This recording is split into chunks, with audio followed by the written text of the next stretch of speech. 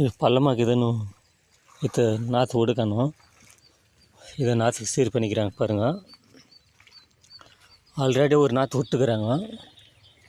ஆனாலும் மழை பெஞ்சு போச்சுன்னு இன்னொரு பாத்தி நல்லான்னு இப்போ 2வது வாட்டி நாற்று விட்றாங்க. நம்மளால் கஷ்டமாக இருக்குது நாற்று கேணி பயிர் படுறதுக்கு. ரொம்ப நாள் ஆகிப்போச்சு.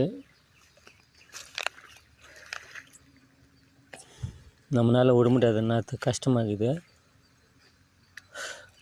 நாற்று விட்றாங்கன்னா இந்த மாதிரி சீர் பண்ணி ஒன்றும் மிளகா செடி பாருங்கள். 4வது நாள் வெயில் காஞ்சி நிற்குது. ஆனாலும் மிளகா செடி தெளிவாக வரணுன்னா இன்னும் ரொம்ப கஷ்டப்பட்டோம். கடவுள் எப்படி வராரு பார்க்கலாம், காப்பாற்றுறாரா.